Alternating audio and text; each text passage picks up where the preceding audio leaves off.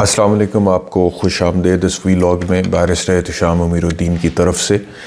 Elections के हवाले से बावजूद इसके कि जो कुछ भी किया जा सकता था एक सियासी जमात को क्रश करने के लिए, वो सब कुछ किया जा चुका है। लेकिन उसके बावजूद जो कुछ कुव्वतें हैं वो नहीं चाहती पाकिस्तान में इलेक्शंस हो, और उसका सबूत सेनेट में आज पेश होने वाली और मंजूर होने वाली करारदाद है। लेकिन उस करारदाद की हैसियत क्या है वो भी आपको बता देता हूँ। सेनेट में उस वक्त कितने लोग मौजूद थे वो भी आपको बता देता हूँ। लेकिन करारदाद है क्या? करारदाद ये है जी कि 8 फरवरी को इंतखाबात पाकिस्तान में ना हो, वो मुलतवी होने चाहिए। कसरत राय से ये करारदाद सेनेट में मंजूर हो गई है। लेकिन सेनेट में उस वक्त कितने सेनेटर्स टोटल मौजूद थे? 14 सेनेटर्स में से कसरत राय ने ये करारदाद मंजूर की है कि इंतखाबात 8 फरवरी के मुलतवी होने चाहिए। सेनेटर अफनानुल्लाह के हवाले से ख़बर है कि उन्होंने उसको अपोज़ किया है।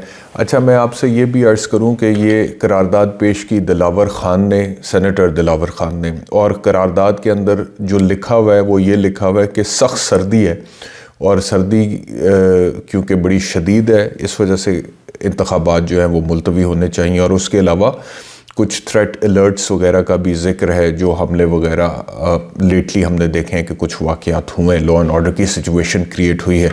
अब सवाल ये पैदा होता है कि अगर सर्दी की वजह से इंतखाबात डिले होने लगें तो फिर मेरे ख़्याल में कनाडा में तो इंतखाबात होने नहीं चाहिए, और दुनिया के हर उस इलाके में जहाँ पर सर्दी होती है और पाकिस्तान से बहुत ज़्यादा होती है वहाँ पर इंतखाबात होने नहीं चाहिए।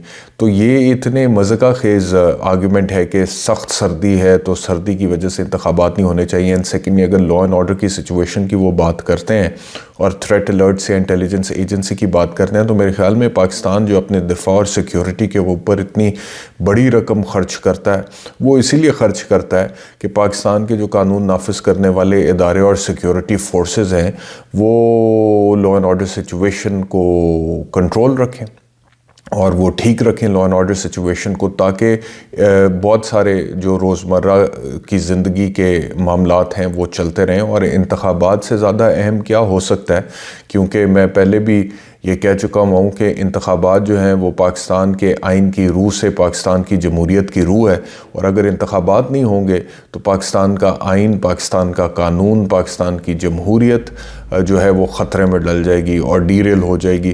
तो इंतखाबात जैसी चीज़ के लिए सिक्योरिटी इक़दामात उठाना मेरे ख़्याल में ये टेस्ट है पाकिस्तान के सिक्योरिटी इदारों का और इंटेलिजेंस एजेंसीज़ का और लॉ इन्फोर्समेंट इदारों का भी ये टेस्ट है कि वो इंश्योर करें कि सिक्योरिटी सिचुएशन जो है वो बिल्कुल दुरुस्त रहे। तो ये जो सूरत हाल है ये कोई अच्छी नहीं है कि सेनेट में एक करारदाद पेश कर दी गई। लेकिन अब इसकी वजह क्या हो सकती है? इसकी वजह ये हो सकती है कि जो कुव्वतें इस वक्त नहीं चाहती हैं कि इंतखाबात हों, और बावजूद इसके कि पाकिस्तान तहरीक इंसाफ को क्रश किया जा चुका है सियासी तौर पर हर तरह के हरबे इस्तेमाल करने के बाद, और इमरान खान को जेल में डाला जा चुका है, लेकिन उसके बावजूद इस वक्त जो इमरान खान की पॉपुलैरिटी का ग्राफ है वो इतना हाई है कि अभी भी जो इमरान खान मुखालिफ कुव्वतें हैं, इमरान खान मुखालिफ जितनी भी सियासी कुव्वतें हैं, उनको लग रहा है कि इंतखाबात जो हैं उनको मनूवर करना, मैनिपुलेट करना भी मुश्किल होगा, और अगर वो किए जाएंगे तो वो इतना ज़्यादा ऑब्वियस होगा कि फिर उसको हैंडल करना सिचुएशन को बाद में मुश्किल हो जाएगा। क्योंकि सर्टनली अवाम जो है वो रंजो गम में मुब्तला होंगे कि जी हमने जिसको मैंडेट दिया था वो मैंडेट रिफ्लेक्ट नहीं हुआ सही तरीके से।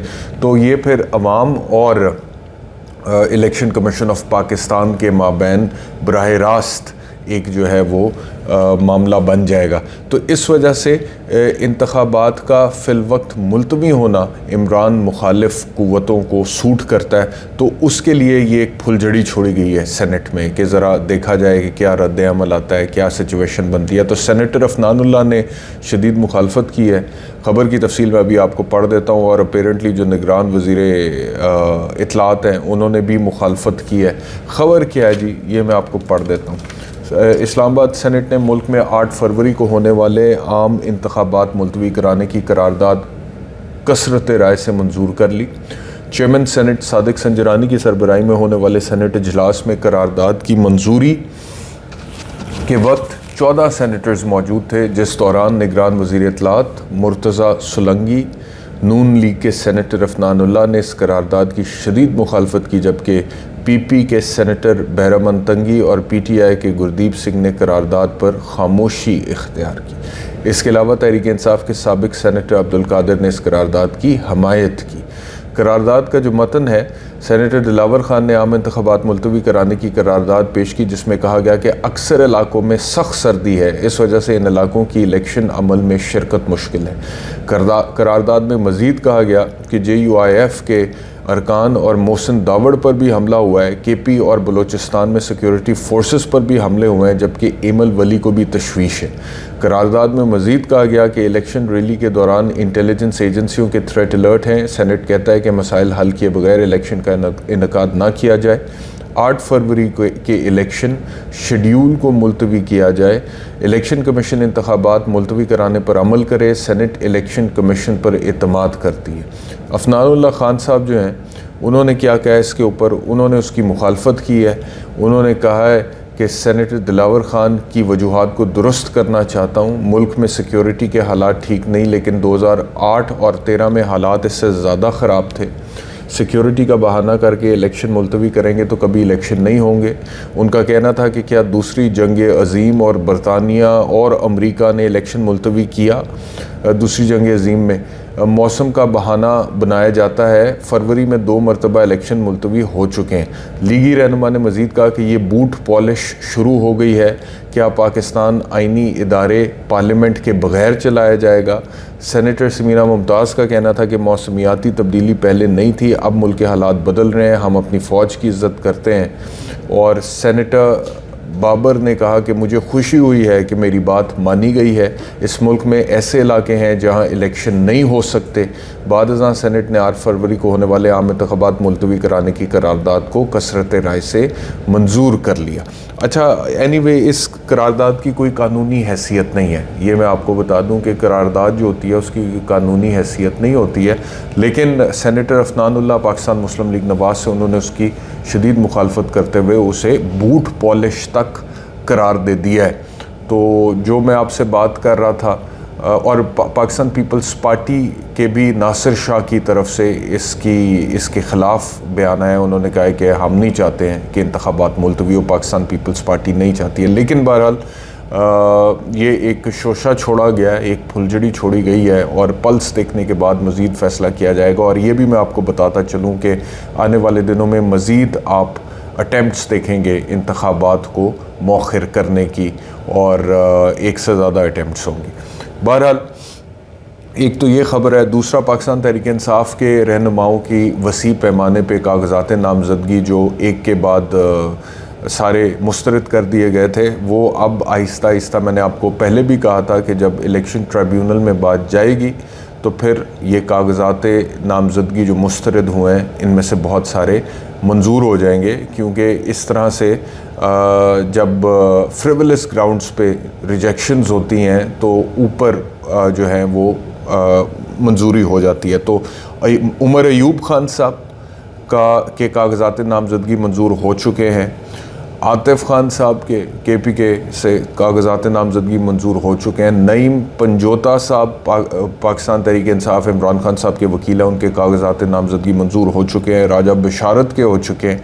शाह महमूद कुरैशी के हो चुके हैं, उनके बेटे ज़ैन कुरैशी के मंजूर हो गए हैं, और हलीम आदिल शेख के भी कागज़ात नामज़दगी मंजूर हो गए हैं। तो ये पाकिस्तान तहरीक इंसाफ के लिए अच्छी खबर है कि बहुत सारे लोगों के हो गए, और बहुत सारों के अभी जैसे जैसे मामला डिसाइड होंगे इलेक्शन ट्रिब्यूनल की तरफ से, तो कागज़ात नामज़दगी मंजूर होते चले जाएंगे। इसके अलावा पाकिस्तान की सुप्रीम कोर्ट में 62(1)F ताहयात नाअहली के हवाले से जो केस चल रहा है, उसका फ़ैसला सुप्रीम कोर्ट ने महफूज कर लिया। तो उसमें चीफ जस्टिस के रिमार्क्स ही हैं कि वो कहते हैं कि जी ये हम इंडिविजुअल केस नहीं सुनेंगे, हम सिर्फ आइन की तशरीह कर रहे हैं 62(1)F के हवाले से कि सुप्रीम कोर्ट ने पहले जो फ़ैसला दिया था ताहयात नाअहली वाला, वो आइन की रूह से दुरुस्त है या नहीं है। और आपको मालूम है कि चीफ जस्टिस पाकिस्तान जस्टिस काजी फ़ाइज़ ईसा इसके ऊपर एक रिमार्क पहले दे चुके हैं कि ये फ़ैसला इस्लामी असूलों के भी ख़िलाफ़ है। तो फ़ैसला जो है वो महफूज हो चुका है, एंड मोस्ट प्रॉबली ये फ़ैसला, क्योंकि मंसूर अली शाह साहब के भी रिमार्क्स आप सुन चुके हुए हैं और माइंड डिस्क्लोज़ हो चुका हुआ है कोर्ट का, तो ये फ़ैसला यही आने वाला है कि इलेक्शन एक्ट 2017 में जो तरमीम की गई है और जो नाअहली की मुद्दत है उसको 5 साल तक महदूद कर दिया गया है, तो उसकी रोशनी में अब ताहयात नाअहली नहीं हो सकती है, वो 5 साल हो सकती है, जिसका ऑटोमेटिकली इम्पैक्ट ये होगा कि मियाँ नवाज शरीफ साहब जो कि 2017 में उनकी नाअहली थी उसको 5 साल मुकम्मल हो जाएंगे, तो मियाँ नवाज शरीफ साहब को इलेक्शन लड़ने की इजाज़त मिल जाएगी, जहांगीर तरीन को मिल जाएगी। लेकिन दूसरी तरफ नैब ने 5 साल से वापस 10 साल करवा लिया है इस्लामाबाद हाई कोर्ट के ज़रिए से डिस्क्वालिफ़िकेशन, और मैं पहले भी कह चुका हूँ कि इमरान खान को टारगेट किया जा रहा है इस वजह से। वैसे हर किसी की ताहयात वाले की 5 साल पे ले आए, लेकिन 5 साल जो नैब की थी उसको 10 साल पे ले गए हैं, क्योंकि वो नैब में इमरान खान को टारगेट करने की कोशिश की जाएगी। तो पाकिस्तान में जो सियासत है, जो कानून है, जो आइन है, वो अपनी ही एक शक्ल इख्तियार किए हुए है और चंद लोग उसको चला रहे हैं और अपनी मर्ज़ी से चला रहे हैं और बड़ी बेदर्दी से चला रहे हैं, और पाकिस्तान के 24-25 करोड़ अवाम सिर्फ उनकी शक्ल देख रहे हैं और हैरान हो रहे हैं और शशो पंज में हैं, और इस वक्त वो सोच रहे हैं कि ये हो क्या रहा है। ऐसा सोचा नहीं था कि होगा, लेकिन ये हो रहा है। बहरहाल आज के व्लॉग में इतना ही। बहुत शुक्रिया, अपना ख्याल रखिए। अल्लाह हाफ़िज़।